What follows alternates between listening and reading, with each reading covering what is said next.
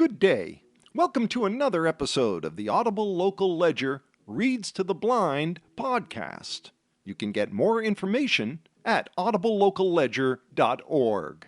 Stay tuned for today's reading. Hi, I'm Beth, and I'll be reading you today's e-edition of the Cape Cod Times, dated Monday, March 11th. We start with weather and the lottery. Well, after yesterday's warmth, it's kind of a quick change back to coolish temperatures today with a high of only 44 and quite windy, some clouds and some sun mixed in. Tomorrow, though, things warm up. It's a high of 54. There should be plenty of sunshine. Wednesday drops down a bit, a high of 47. But then you get to Thursday, it's 54 degrees high again, times of sun and clouds, a chance of some light rain showers. Taking a look at the lottery for the weekend, the numbers game midday drawing for Sunday, March 10th was 8223. Last night's drawing of the numbers game, 7647. Mass cash for Sunday, 2, 7, 10, 15, 19. And the Powerball number for Saturday, March 9th, 30, 36, 49, 52, 63, Powerball 16. First front page headline, the DPW did not want to proceed.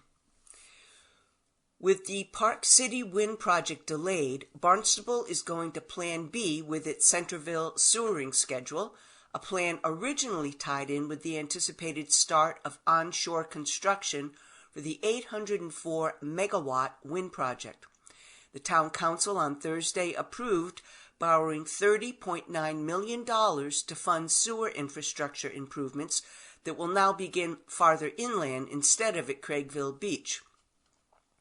The DPW did not want to proceed with our sewer expansion project in Centerville Village, which would result in a multiple construction efforts when eventually a Park City Wind project entered the construction phase, said Barnstable DPW Director Daniel Santos, who talked about the new schedule at the council meeting. The DPW has developed a hybrid project it is calling the Centerville Village Sewer Expansion North Phase, expected to begin in the fall. The work will include installing new sewers on Route 28 from Finney's Lane to Old Stage Road from Route 28 to Chute Flying Hill Road from Old Stage Road to the Service Road, and Finney's Lane from Route 28 to Main Street. 3 new pump stations are also planned, 2 on Chute Flying Hill and 1 at Mothers Park. Now, the original plan was to start the Centerville Village sewer expansion project at Craigville Beach in tandem with the proposed Park City Wind Power cable duct bank route. The project was approved in 2023 by the State Revolving Fund Loan Program, with plans to begin in the fall of 2024, and included an associated 25% subsidy from the Cape and Islands Water Protection Fund. Design funds were secured for the Route 28 West Sewer Expansion Project, which will install the backbone of the sewer project, heading west from Finney's Lane to Route 149, Santos said. Construction is expected to start in the fall of 2025. Because of national and global economic events, Avangrid last year said its offshore wind projects, including a proposal to land power cables in Barnstable, Park City Wind and Commonwealth Wind, were no longer financially viable. Avangrid backed out of power purchase agreements it had with utilities in Connecticut and Massachusetts in hopes of winning new contracts under better terms in upcoming wind procurement solicitations. Since then, Massachusetts has opened its 4th and largest wind procurement round, which will select bids for projects totaling up to 3,600 megawatts. Proposals were initially due at the end of January, but that deadline was extended to the end of March. In October, Governor Maura Healey announced a first-of-its-kind agreement between Massachusetts, Rhode Island, and Connecticut, a partnership that invites developers to submit multi-state offshore wind proposals totaling up to 6,000 megawatts, which can be considered through each state's offshore wind procurements this year. Santos said the DPW still wants to work in tandem with the Park City Wind project northward from Craigville Beach should the project gain a new power purchase agreement and final permits. Installing the cable ducts at the same time as the sewer lines will minimize construction impacts and result in savings in road construction and paving costs, he said. The DPW will continue to design the Centerville Village sewer expansion south phase and bring that forward for construction funding when there is more certainty around the Park City Wind project schedule, Santos said.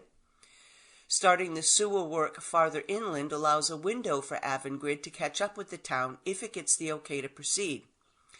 Because that's a difficult area for construction, it's going to take probably 2 years just to put the sewers and shoot Flying Hill Road, Santos told the council. So it's good for us to get a head start. The offshore cabling doesn't take as long because it's a different process, working at different depths, he said. They actually move very quickly. Ideally, if the offshore project progresses, it will come up right behind us and we can get away with a base coat or a temporary finish, Santos said. But if it's going to be a while, we may have to put a more permanent pavement surface. The town will borrow from the State Revolving Loan Fund under an anticipated low financing rate to pay for the Centerville project, and will also have that anticipated 25% principal subsidy from the Cape and Islands Water Protection Fund. The estimated annual loan payment is approximately $1 million for 30 years, Santos said. Loan payments will be included in future annual operating budgets.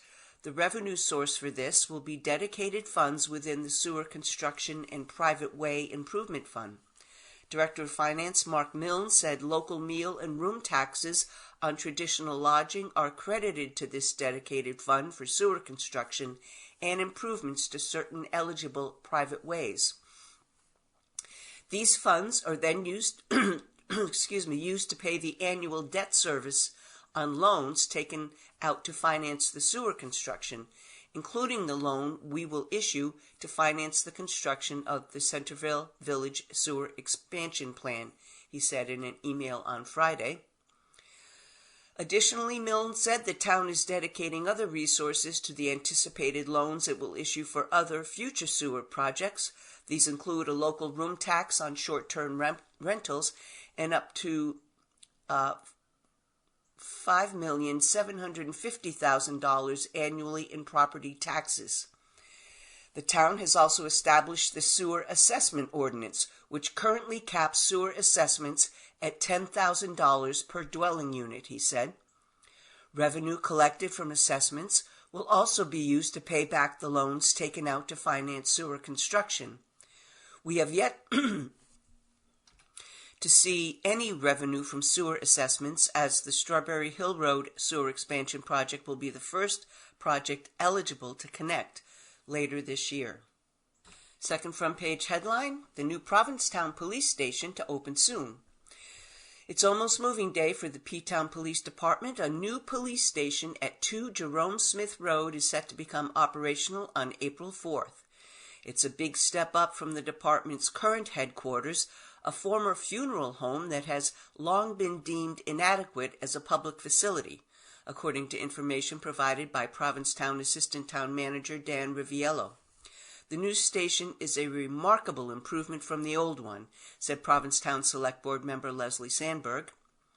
Shortcomings of the current station, which has been in use since 1986, include occasional flooding, building code violations, and problems with accommodating modern communication equipment, according to the town.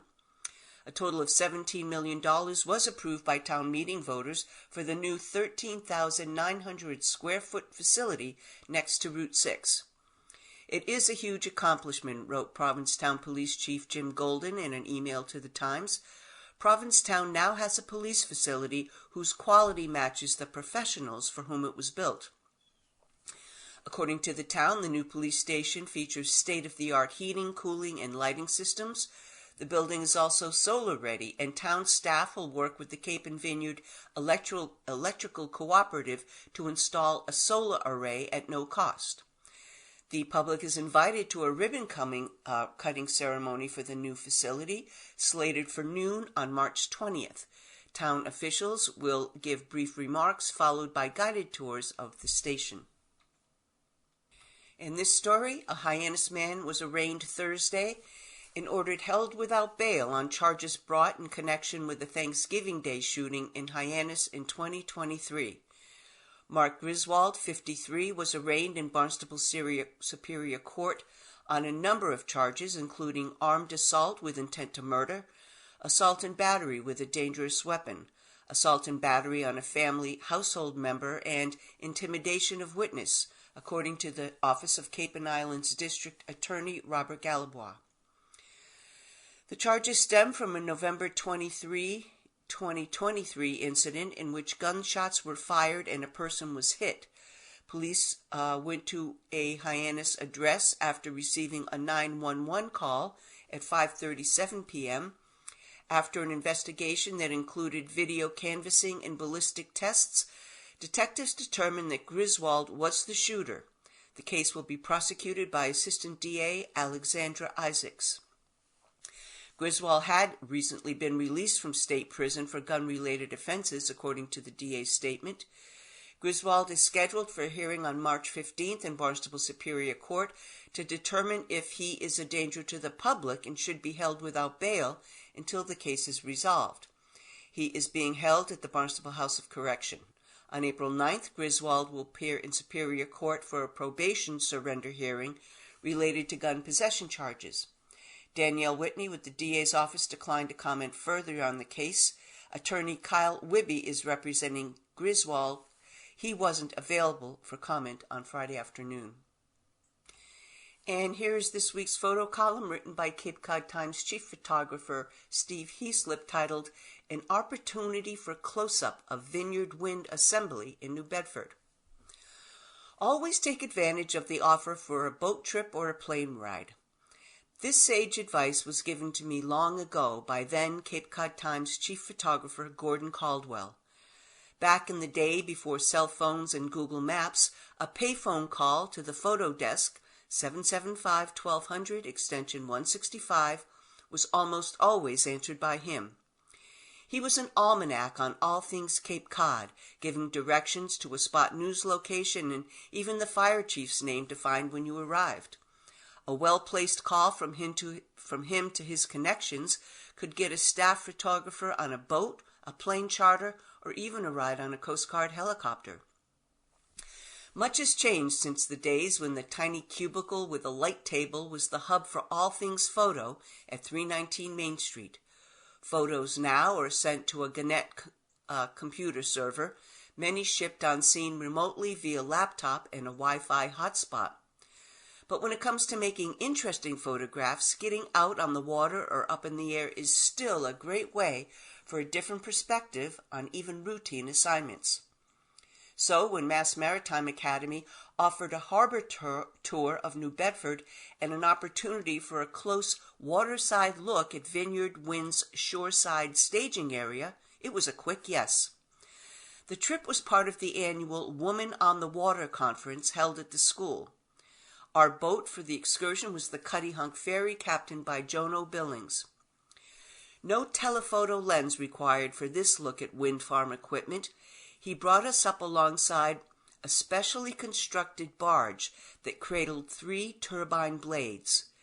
The 321-foot-long blades stretched out along the pier pulled everyone to one side of the ferry as we all jockeyed for a photo angle. Tower sections placed vertically, ready for transport out to the offshore site south of Martha's Vineyard, gave the impression of a small city rising. Arriving back at the dock, the rain was holding off, but skies were growing angry. I raced along the waterfront to a parking area on Gifford Street, along the hurricane barrier and a front row view of the wind facility. I had water view images, but needed an aerial to complete the photo gallery. The near-empty lot was a perfect drone launch pad. It was a 2-minute flight, up 200 feet, then quickly down as the rain came on strong. But just enough time for a photo to show the scale of the operation. Photos from sea, air, and land, the photo mission was complete, all in a day's work. And again, that was written by Cape Cod Chief Photographer Steve Heaslip, Cape Cod Times Chief Photographer. This headline, School Budgets en Masse Can't Keep Up with Inflation, advocates say. School districts across the state are facing a fiscal cliff that could result in staff and service cuts. That's according to education advocacy groups that are calling on lawmakers to rethink school funding approaches. In her fiscal 2025 budget, Governor Maura Healey calls for a 4% increase to public education aid, called Chapter 70 funding, from $6.5 billion to $6.85 billion. This proposed $263 million increase for K-12 schools would follow a $594 million or 9.9% increase in Chapter 70 funding in fiscal 2024 budget. Despite these injections of aid, school budgets haven't been able to keep up with inflation, the Mass Association of School Superintendents and Mass Association of School Committees told lawmakers at a recent hearing. In addition, they say rural schools have taken a hit as declining enrollments have left their coffers dry under the current school funding formulas, and the $1.5 billion Student Opportunity Act, meant to close education funding gaps, is mostly focused on plugging holes in urban districts. The school groups are making their case to House Democrats who plan in April to unveil their rewrite of Healey's spending bill. We are hearing widespread reports that our districts are describing a cliff effect in the decline of budget revenue, largely due to inflation rates calculated over the past 3 years, which will result in significant reductions in programs and services for our students this year, said Mary Bork, co-executive director of the Mass Association of School Superintendents. Bork said school costs have increased dramatically over the last few years due to high inflation rates, affecting everything from special ed and transportation to building maintenance, curriculum costs, and costs of living increases for staff. While inflation was at 7% in 2023 and 8% in fiscal 2024, the foundation budget for schools was increased by only 4.5%. With the national inflation rate closer to 3%, the application of the lower inflation rate leaves many districts desperately short of real cost increases, including negotiated personnel costs. The superintendent and school committee groups and the two largest teacher unions in the state, the Mass Teachers Association and the state branch of the American Federation of Teachers, all backed a request for lawmakers to fix a flaw in how the Chapter 70 formula treatment of inflation that is causing a steep funding cliff in our school districts. The way that Chapter 70 originally worked, the value lost to inflation in those years would have been made up in future years. But because of a glitch that was an unintended consequence of a change in the formula, value lost to the cap in 1 year is no longer made up in future years. And this is having serious consequences in our schools. We need to fix this, Bork said. The school-based groups suggest adding an additional 2.58% inflation in fiscal 2025 to make up for value lost in 23 and to change the law so that the value lost this year will be made up for in future years. Asked by Representative Andy Vargas how much increasing the inflation rate to their suggested amount would cost, Bork replied, "We do admit it's somewhere around $400 million. At the March 1st public hearing in Greenfield, advocates also raised concerns about how Chapter 70 counts low-income students and directs more funding to districts that serve greater low-income populations, as the end of the pandemic emergency has shifted who qualifies for certain income-eligible programs. Healey's budget reinstates a stricter definition of low income, restricting the label to families below 185% of the federal poverty level, and replacing the economically disadvantaged designation based on 133% of the federal poverty level used from 2017 through 2022. The Chapter 70 funding formula directs money towards districts with higher percentages of low-income students who may need more resources and support. Additionally, the formula determines a district's low-income enrollment based on how many students participate in state public assistance programs, including Supplemental Nutrition Assistance Program, which is SNAP, traditional aid to families with dependent children, mass health, and foster care. These programs, however, have seen significant declines in enrollment over the past year as pandemic-era freezes on program eligibility have expired. Massachusetts is now almost finished with its campaign to determine how many of the 2.4 million people on mass health rolls last April still qualify for the publicly funded health insurance. The federal government prohibited people from losing Medicaid coverage during the pandemic. That policy has ended, requiring all 50 states to embark on similarly gargantuan reviews. Since the number of students on mass health is one of the Chapter 70 determinants, education advocates argued that some districts where students are getting redetermined off of the public health insurance are also losing school funding. Over 6,000 students have fallen off the low-income count in 1 year. That argues to me that it is not that we actually have that many fewer students who are low-income, but that something has gone wrong with the count, said Tracy Novick, a field director for the Mass Association of School Committees.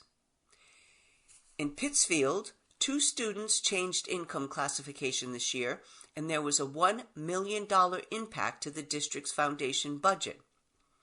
Are you suggesting that if they lost it because the family income is above the threshold, are you saying they should still be counted as a low-income student, even if their family's income is actually above the threshold defined for low-income students? Asked Senator Jason Lewis, who is the chair of the Joint Committee on Education. Families are hesitant to share their financial income and self-identity as low income. Something that districts have long found, and I suspect that we perhaps are seeing now, is whether or not families are willing to actually put forward any kind of information in order to get themselves certified. Education Secretary Patrick Tutwiler, representing Healy's administration, said the governor's proposal would prioritize these lower-income cities, but that does not exclude other communities from applying. And to some political news, in the wake of the Supreme Court's decision to hear former President Donald Trump's presidential immunity appeal in late April, legal experts disagree on whether the scheduling is a gift for the Republican frontrunner and whether it signals the justices may be sympathetic to his argument or desired timeline.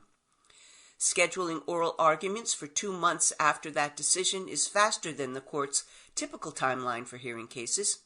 It leaves open the possibility of a trial in Trump's federal election interference case before the election. Still, liberal critics who noted the court has moved more quickly in urgent cases lambasted the schedule for potentially delaying a trial or verdict until after the November election. Many fear Trump will take the unprecedented step of ordering the Justice Department to drop the criminal case if he becomes president next year. They've created a schedule that I think is going to make things very, very difficult. And so I think the idea that the Supreme Court is going to be some sort of salvation here is not a sound one. We don't have any reason to believe that, said Sherilyn Ifill, the former head of the NAACP Legal Defense Fund. Trump's federal election interference case in Washington, from which the Supreme Court appeal arose, is on hold. He faces charges of conspiring to defraud the country and obstruct the presidential election certification process in order to overturn his 2020 defeat. District Judge Tanya Chutkan initially scheduled the trial to start March 4th, but agreed with Trump that many pretrial proceedings needed to be paused as he appealed over the presidential immunity issue. Trump's legal team has argued that the targeted actions in the indictment fell within the scope of his presidential duties, and he is therefore absolutely immune from prosecution. That stance was rejected by Chutkan and later unanimously by a 3-judge panel of the Federal Appeals Court. Special Prosecutor Jack Smith has argued that legal principles and historical evidence show former presidents are subject to federal criminal prosecution like other citizens, and even if there were permanent criminal immunity for presidential actions, the case would survive because that immunity wouldn't encompass every allegation in the indictment. Chutkan tossed out the March 4th date as the immunity appeal dragged on. Anticipating exactly this potential time crunch, Smith asked the Supreme Court to leapfrog an appeals court and take the case on December 12, 2023. The justices declined. After Trump lost at the appeals court and asked the High Court to keep the case on hold on February 12th, pending his expected appeal to the Supreme Court, the justices could have refused his request and ultimately let the appeals court ruling stand. As several days went by without the High Court taking the case and scheduling arguments, some observers thought the justices might be preparing to do just that, especially since Trump had argued for extremely expansive immunity. A president who ordered a political opponent's assassination could not be prosecuted, Trump's lawyers told the appeals court, unless he is first impeached and removed from office. The appeals court had already issued a lengthy ruling denouncing his claim that, quote, a president has unbounded authority to commit crimes that would neutralize the most fundamental check on executive power, the recognition and implementation of election results, end quote. Instead, the justices waited 2 weeks, granted Trump's request, decided to review the case, and then set a schedule that pushed oral arguments out about 2 more months to the week of April 22nd. The court has since settled on April 25th as the exact date. It takes 4 justices to decide to hear a case, and typically 5 to place or keep proceedings at a lower court on hold. If the justices wanted to weigh in, why didn't they just take the case back when Smith asked them to? The most plausible explanation, some say, is to help Trump, and that implies they will be on his side through the rest of the case. When the justices take about 2 weeks to issue this order, and then they come back and they say we're going to get these arguments in 7 weeks, they're going up to that calendar and they are putting 9 weeks of days and they are burning them for Donald Trump. And MSNBC host Chris Hayes said, if they want to move fast after April 22nd and they want to issue that opinion, they can, Hayes said. Do I think they will after what they signaled today? Not likely. The Supreme Court is capable of moving faster in the case than it has chosen to thus far. In Bush v. Gore, the case that suspended a Florida recount and effectively declared George W. Bush the 2000 presidential winner, the court accepted, heard, and decided the case in under a week. In Trump v. Anderson, in which the justices kept Trump on the Colorado ballot Monday, they accepted the case in 2 days, scheduled arguments for less than 5 weeks later, and issued an opinion within a month from there, in advance of the Super Tuesday presidential primaries. Still, under normal procedures, the justices could have waited much longer simply to schedule arguments and then held those arguments in the fall.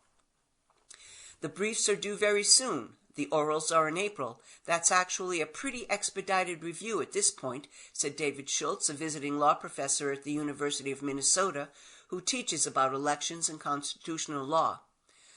I know some people are saying, oh, the court's delaying on this.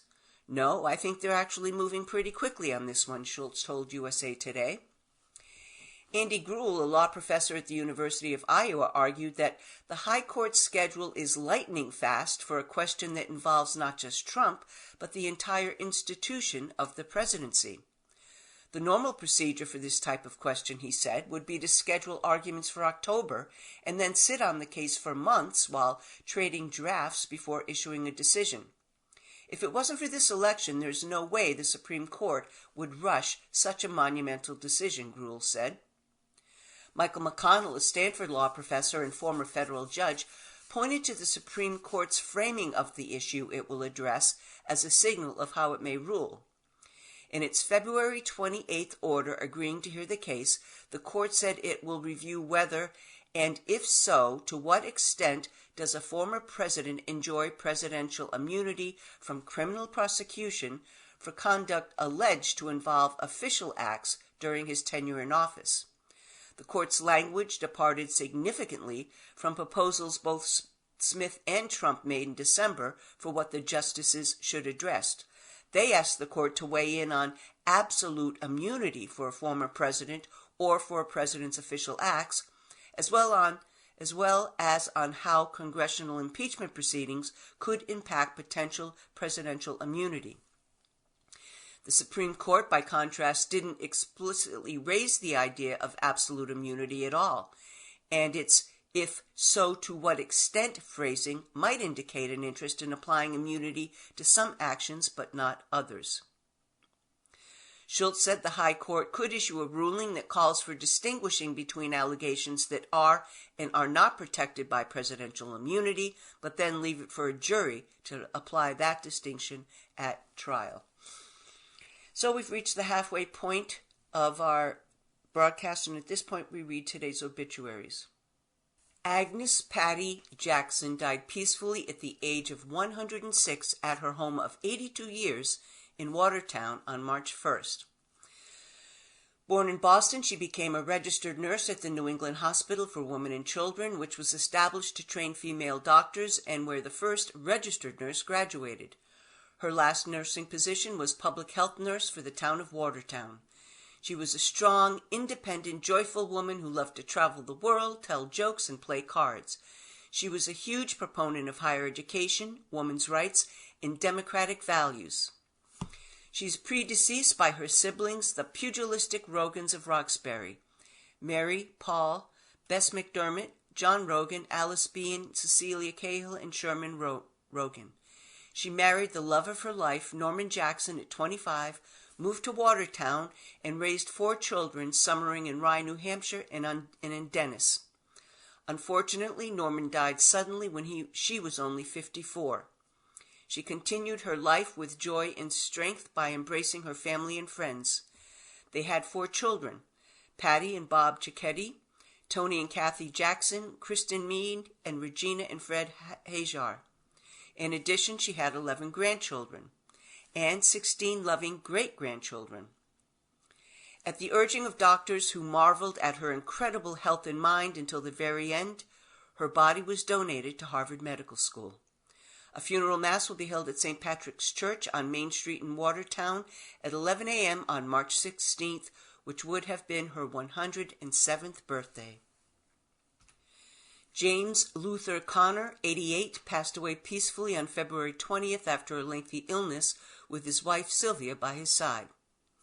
After graduating high school, Jim enlisted in the Army and served his country in both the Texas Army National Guard and on active duty in the Signal Corps from 1954 through 58. While on active duty, Jim was stationed in New York and completed an overseas service tour in Taiwan as a sergeant. Jim studied at SUNY New Paltz, earning a bachelor's degree, and taught in New York public schools. Jim met Sylvia when they were teaching at Waterford Public Schools. After they married, he studied art history at Penn State, sculpture at the University of Utah, and was granted a sabbatical from Brittenkill, New York public schools to research the Roman influence on church architecture in southern France. Jim is survived by his wife of 61 years, Sylvia Connor, and his brother Thomas of Troy, New York. He was predeceased in 2017 by his son Alex, who remembered his year in France of one of the happiest in his life. The family would like to thank the Sandwich EMTs for their many acts of kindness and the wonderful caregivers from TLC, Private Home Care Services, and the McCarthy Hospice Care Center. A celebration of life service will be held on April 13th at 11 a.m. at St. John's Episcopal Church, 159 Main Street in Sandwich. And John Jack Christopher Martin, 87, passed away peacefully Thursday night, February 29th, after a lengthy illness. He was born in New Britain, Connecticut. It was here in Springfield where he met and married his wife of 62 years, Ruth Martin. Mr. Jack is best known to the community for the time he spent working for the town of Chatham as the gate attendant at the transfer station. Everyone was a friend to him. He treated all he met with kindness, generosity, humor, and respect, and he always had a treat for the pups that visited. When not making friends with his canine visitors, Mr. Jack liked to relax by reading, listening to jazz, and watching the Red Sox. Jack is survived by his wife Ruth, his 4 sons John, Patrick, Timothy, and Brendan, his daughter-in-law Jean, and his 3 granddaughters. Visitation will be held at Nickerson Funeral Home, 87 Crowell Road in Chatham on Sunday, March 17th from noon to 4. A Masonic service held by St. Martin's Lodge will be held at 1 p.m. Lodge will be open at 12:30 p.m. at Nickerson Funeral Home, Chatham. Back to the news. Fresh off a fiery State of the Union address where he targeted his likely opponent by everything but name, President Joe Biden is in campaign mode. The president has embarked on a tour of battleground states that began with Pennsylvania on Friday and Georgia over the weekend. His re-election campaign is launching a 6-week, $30 million ad buy, opening more than 100 offices across the country and hiring more than 350 new staff members. He'll campaign for the first time this cycle in New Hampshire on Monday and visit the critical swing states of Wisconsin and Michigan on Wednesday and Thursday. Biden's blitz follows former South Carolina Governor Nikki Haley's exit from the GOP race after a string of losses in Super Tuesday primaries. The president's campaign said it raised $1.5 million in the 24 hours after Super Tuesday's primary, which also forced out Biden's top challenger for the Democratic nomination, retiring Representative Dean Phillips of Minnesota. Thursday was the best fundraising day for Biden's campaign since he announced his re-election bid. Biden on Thursday came out swinging against Trump in the House chamber. He started and ended the annual primetime address with references to his predecessor as he began a campaign to bring home wayward Democrats and reel in Trump-averse Republicans. In some medical news, more than 6 large private health insurance companies have agreed to cover the cost of navigators, people who guide cancer patients and their families through the confusing array of medical appointments and drug treatments that follow a diagnosis. The expansion of the Cancer Navigator program, part of President Joe Biden's ambitious Cancer Moonshot, is among a handful of health initiatives unveiled last week to coincide with the President's State of the Union address. Advocates say navigators help guide patients and their families through medical appointments and choices they face after a cancer diagnosis. Administration officials cited research that found navigators help reduce wait times between diagnosis and treatment. Patients are also more likely to complete treatment when they work with a navigator. Beginning this year, the Centers for Medicare and Medicaid Services announced it would cover navigation services for older Americans on Medicare. The agency also established billing codes for hospitals and doctors to bill health insurance companies for navigator services. The Biden administration announced that 7 large private health insurance companies have agreed to cover navigator services: Aetna, Blue Cross Blue Shield of Minnesota, Elevance Health, Health Alliance Plan, Humana, Priority Health, and Select Health. In addition, 40 cancer care centers and clinics will extend navigator services to patients. The list includes high-profile cancer care centers such as Dana-Farber in Boston, the Duke Cancer Institute, Northwell Health, and the Mayo Clinic. This is about making sure that a growing number of Americans can get access as they need it. Arati Propkar, director of the White House Office of Science and Technology, told USA Today. The companies that have signed up to provide insurance coverage for these services reach 150 million Americans. Patient advocates who are familiar with the difficulties of managing a cancer diagnosis in the nation's fragmented healthcare system said navigators play a critical role. Kathy Giusti, a 2-time cancer survivor and co-founder of the Multiple Myeloma Research Foundation, often talks about the challenges patients face after a cancer diagnosis. She described the U.S. healthcare system as vast, fragmented, and challenging, and worries patients are missing out on the best treatments science is delivering. She said Medicare's coverage of navigators and the broader rollout with the private insurers will help patients. Trained navigators will ease the burden placed on patients and their caregivers, said Giusti, whose book, Fatal to Fearless, 12 Steps to Beating Cancer in a Broken Medical System, describes her cancer journey and provides tips for others. This is a positive short-term solution to a much longer-term problem. Navigators can educate patients on how to advocate for and better coordinate care. Specially trained individuals also can connect patients and their families to social services to address food and housing needs and transportation. And here's today's Ask Carolyn column with the headline, Boyfriend Always Forecasts a Breakup After Arguments. Dear Carolyn, when my boyfriend and I get into arguments, he inevitably says, maybe we shouldn't be together, or there are obviously compatibility issues. Our relationship is complicated by the fact that he is in the process of getting a divorce, which has recently become more dramatic and has led to more stress on us. I'm hurt by his comments and increasingly becoming insecure in the relationship. Can you provide any insight? If it helps, I love yous have been exchanged as we've discussed our future together. Signed, S. Dear S, I know your "if it helps" is about helping me answer your question. However, that talk of love and future strikes me as being particularly unhelpful to you. That's because when you and he gaze into each other's eyes and see white picket fences, it's natural for you to start mentally writing a fairy tale about the two of you. Then when he says things like, maybe we shouldn't be together, or you're not thinking, maybe not, or was this fight worth fighting, or was I being fair and was he? Instead, your mind jumps right to that fairy tale, and your primary focus becomes, save that picket fence. I feel no particular resentment toward the Princess Smiths of my childhood, I swear, but dreams are vastly overrated. Ideas? Great. Plans? Necessary. Inspiration? Bring it on.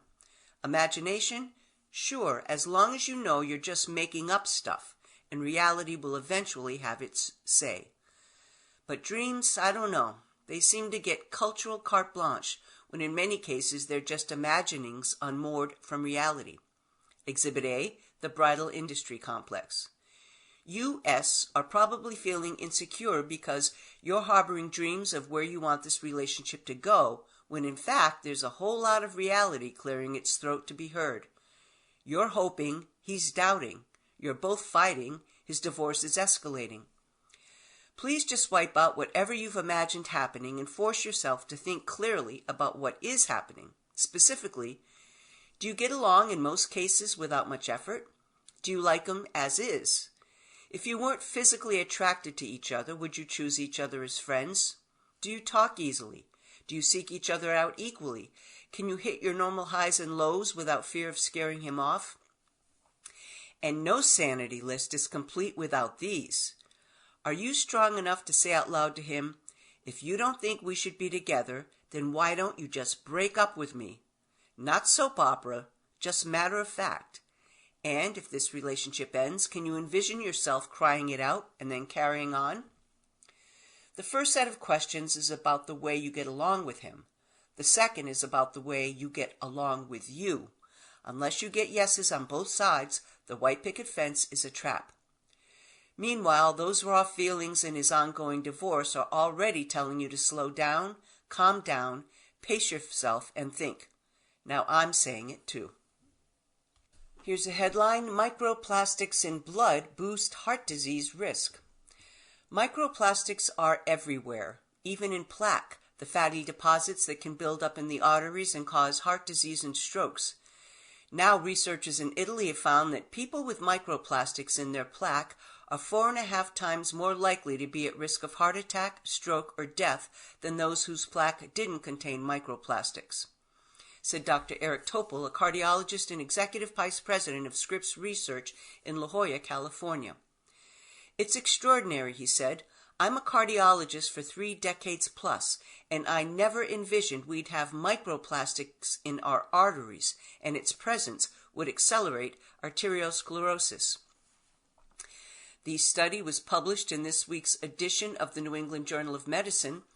While it was able to link the presence of microplastics to health effects, it does not prove that microplastics cause the increase in deaths and heart disease, as there could be other variables at play. Blockage of the arteries, especially the carotid arteries in the neck, is a well-known danger sign for stroke and heart disease. When the neck arteries become blocked or congested with the plaque, less blood flows to the brain, sometimes resulting in stroke or even death. One treatment is to surgically remove the plugs of plaque. Many studies have shown that tiny bits of plastic, some too small to be seen, can enter the human body through food, inhalation, or exposure to the skin, and have been found in the placenta, lungs, liver, breast milk, urine, and blood. To find out if there were microplastics in the fatty deposits, the Italian researchers tested for microplastic in the plaque that had been removed from the necks of 257 patients between 2019 and 2020. Of those 150, 58% had measurable amounts of polyethylene and sometimes polyvinyl chloride. Using chemical tests and electron microscopes, the researchers also found visible, jagged-edge foreign particles in the fatty deposits.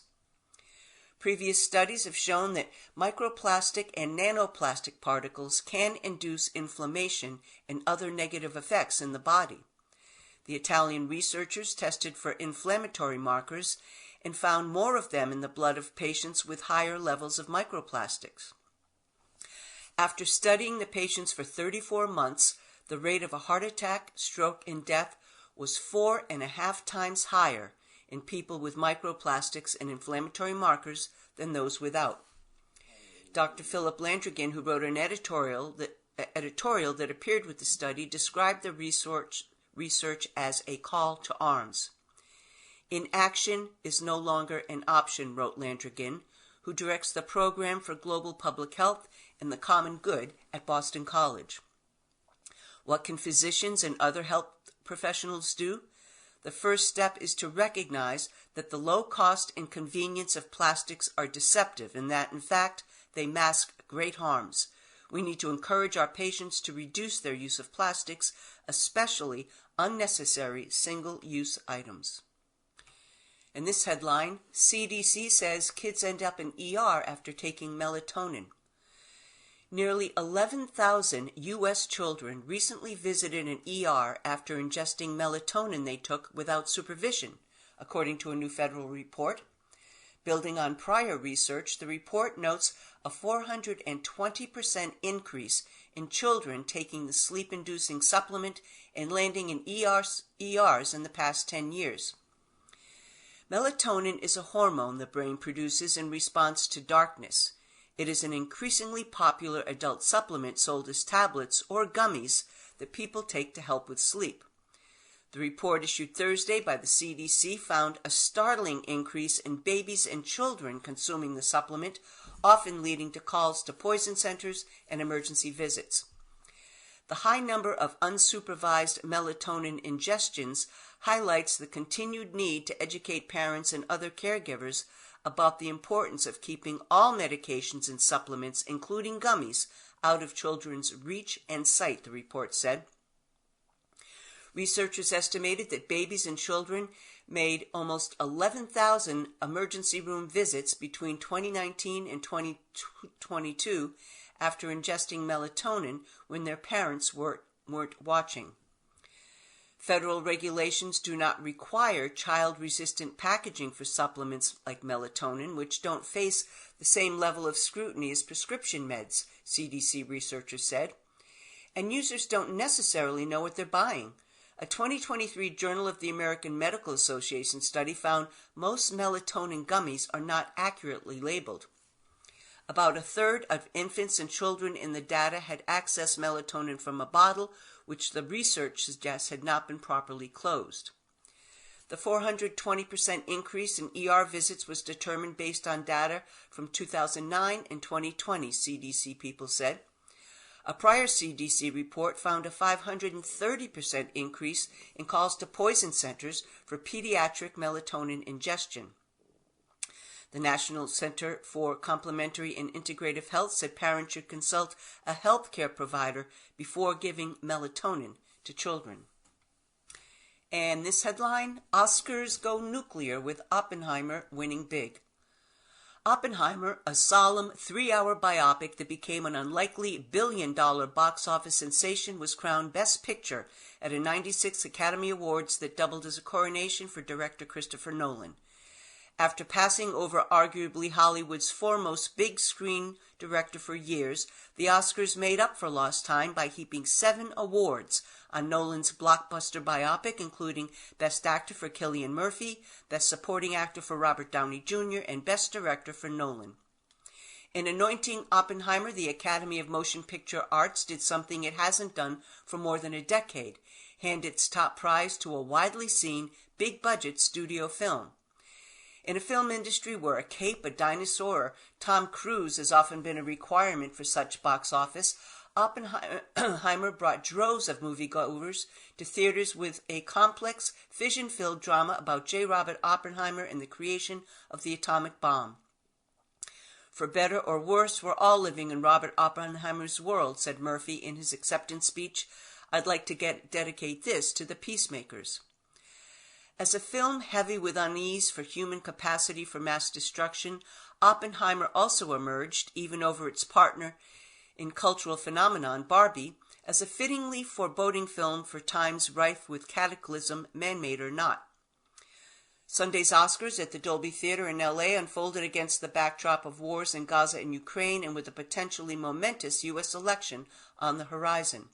The most closely watched contests of the Academy Awards went to Emma Stone, who won Best Actress for her performance as Bella Baxter in Poor Things. In what was seen as the night's most nail-biting category, Stone won over Lily Gladstone of Killers of the Flower Moon. Gladstone would have become the first Native American to win an Academy Award. Instead, Oscar voters couldn't resist the full-bodied extremes of Stone's Poor Things performance. The win for Stone, her second Best Actress Oscar, following her 2019 win for La La Land, confirmed the 35-year-old is arguably the preeminent big-screen actress of her generation. The list of women to win Best Actress 2 or more times is illustrious, including Katharine Hepburn, Frances McDormand, and Bette Davis. Oh boy, this is really overwhelming, Stone said. Nolan has had many movies in the Oscar mix before, including Inception, Dunkirk, and The Dark Knight, but his win Sunday for direction is the first Academy Award for the 53-year-old filmmaker.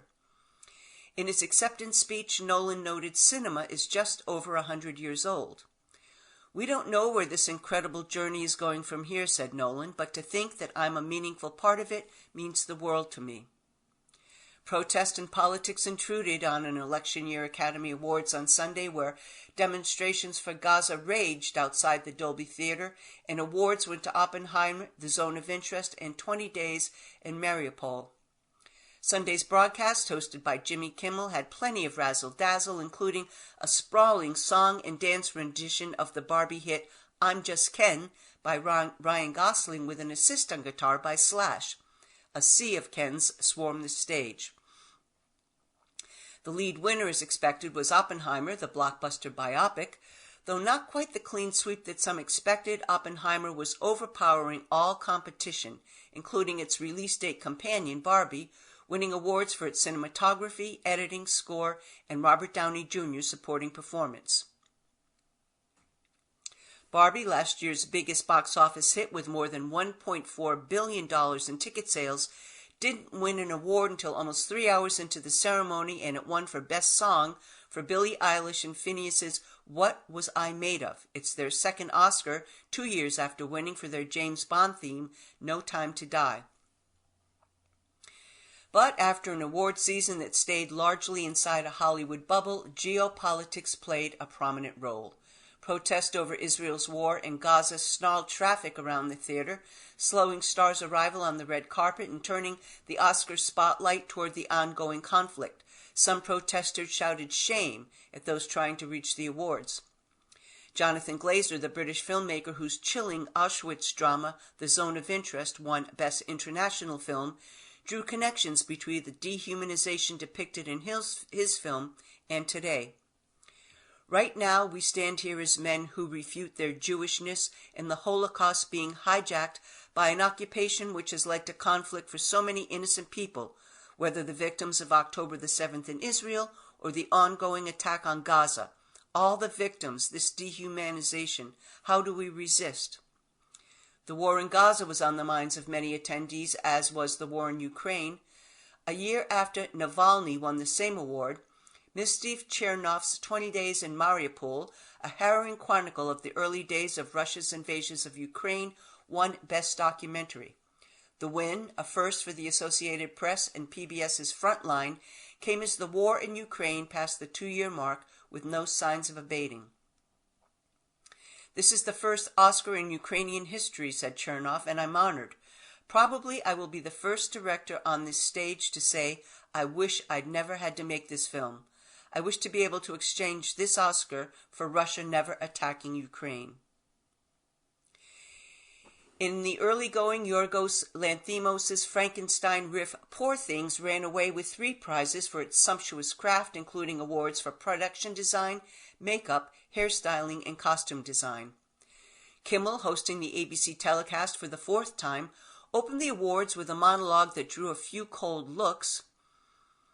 But Kimmel, emphasizing Hollywood as a union town following 2023's actor and writer strikes, drew a standing ovation for bringing out Teamsters and behind-the-scenes workers, who are now entering their own labor negotiations.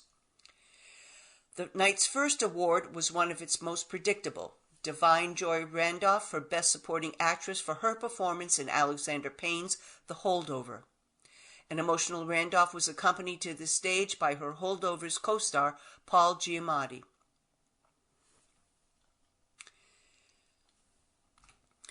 Some people in the news. Natalie Portman and Benjamin Millepied have divorced after 11 years of marriage and 2 children. The Oscar-winning actor and Millepied, a choreographer and director, finalized their divorce last month in France, where they live. A representative for Portman declined comment. Representatives for Millepied did not immediately respond to requests for comment. According to People magazine, Portman, 42, filed for divorce from Millepied, 46, 8 months ago. They met on the set of 2010's Black Swan. Millepied choreographed the film, for which Portman won the Oscar for Best Actress. They wed in 2012. And a Vermont man on Friday pleaded guilty to a reduced charge of negligent driving with death, resulting in the June crash that killed actor Treat Williams. Ryan Koss, 35, who knew Williams, was given a 1-year deferred sentence, and as part of his probation will have his driving license revoked for a year and must complete a community restorative justice program. Koss was turning left into a parking lot in a Honda SUV on June 12th when he collided with Williams' oncoming motorcycle in Dorset. Williams, 71, who was wearing a helmet, suffered critical injuries and was airlifted to Albany Medical Center where he was pronounced dead. And that's all the time I have for today. This is your reader, Beth, saying thanks for listening and thank you for your continued support of the Audible Local Ledger.